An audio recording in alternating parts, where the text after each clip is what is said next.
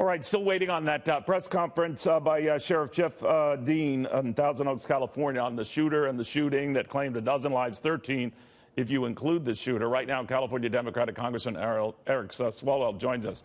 Congressman, thank you for taking the time. Yeah, thanks, Neil. We don't know a lot, sir. We do know a little bit that the .45 caliber handgun the shooter used was purchased legally, but that the magazine, the extended magazine that could hold more bullets, was not. Do you know anything more than that? I don't, Neil. I do want to just say, as a Californian and someone who's got brothers who are working right now as police officers, that I grieve for the families and also that officer, who charged in there not knowing what hell would be coming his way and bravely saved others but lost his life. And that's just sad, and we're mourning in California for him and the 11 other victims right now. Again, so much we don't know, sir, and including what might have motivated the shooter. There was an incident at his house some months back where police were trying to calm him down. Some have said that, maybe he had post-traumatic, stress, both his experience in Afghanistan and elsewhere. He was a decorated military hero. What do you know about that? Anything? Same as you do, Neil. I'm very familiar with the firearm laws in California as a former prosecutor, and you're right. The magazine, the high-capacity magazine, is not allowed, but you're only as safe as the states around you and the laws that they have. And California borders Nevada and Arizona, and they have much looser gun restrictions. And so you can see how, with very porous borders, that they can come into the state and easily be used. Let me switch gears again. We're waiting again to get some of these details, and I'm sure you're eager to get as well. But there are developments in Washington. The president apparently has been talking to potential permanent replacements for Jeff Sessions as Attorney General, beyond just his acting head, Matthew Whitaker. Chris Christie was among those mentioned. Alex Azar, the the Health and Human Services Secretary, William Barr, a former AG under George H.W. Bush, Pam Bondi, even Rudy Giuliani. Any of those names pique your interest or concern? Well, if it was Rudy Giuliani, I think there's an inherent conflict of interest. He's the president's lawyer.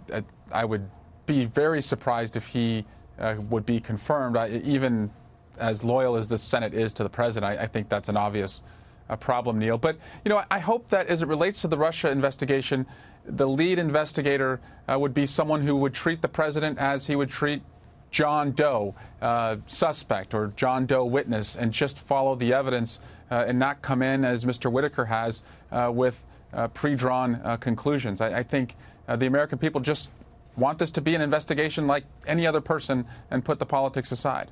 Do you have any concerns that the president would try to go after Bob Mueller or the probe at this late stage? I know you and others have been leading an effort to try to protect him, or separate legislation to protect him. Do you think that's necessary?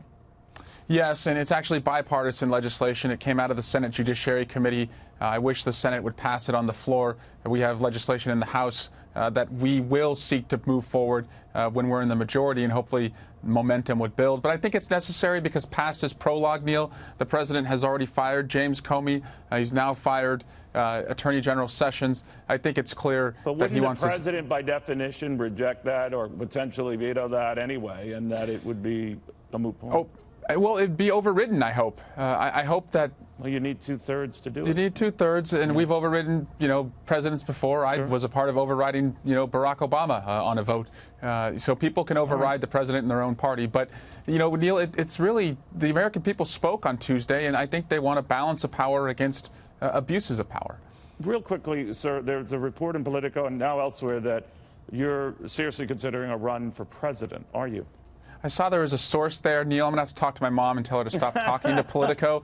I'm considering it. You have visited Iowa a number of times. New Yeah, Hampshire, you're no stranger there. Are you looking at it? Absolutely, I'm looking at it, and I'm going to talk with my family over the holiday. But I do think, Neil, that one lesson I've taken away from the midterm results, when you look at 25 people elected to help win the House in their 40s or under, is that the country is embracing new ideas, new energy, and new leadership. Well, you're right in saying that they sometimes don't necessarily wait in line. That Republicans and Democrats sometimes say, if the moment is good, the moment is good. But what would it take for you to make that move? Because you'd have a lot of company. We're told at least 24 prominent Democrats, including yourself, who would be looking at that. Kamala Harris, your senator, as well, a host of other California types. It's going to be a crowded field.